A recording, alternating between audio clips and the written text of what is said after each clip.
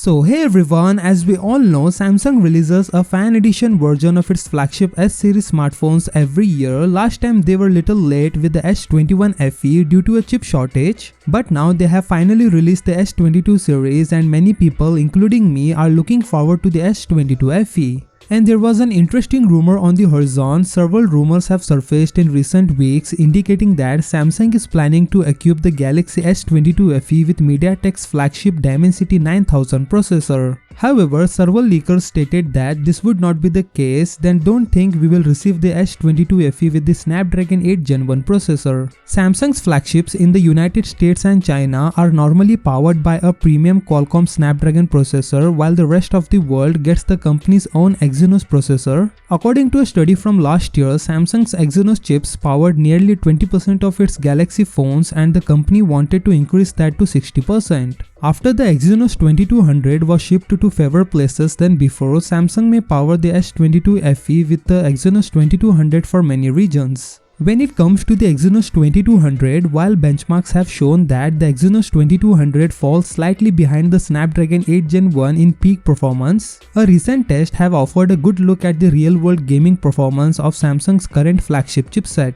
And many of you may be wondering, will the Exynos 2200 perform the same as Snapdragon? Check, despite a low peak score, the Exynos 2200 maintains its performance better than the Snapdragon 8 Gen 1, at least according to what I heard inside the Galaxy S22 Ultra. However, it will begin surrendering half of its performance so fast is just unacceptable. Other Snapdragon 8 Gen 1 phones do better, although there are still flaws. However, Exynos CPUs have recently underperformed in the Galaxy S22 series. Certain users have stated that the Exynos 2200 versions of the Galaxy S22 series has some faults such as lags and GPS malfunction, but the Snapdragon 8 Gen 1 versions of the Galaxy S22 series does not.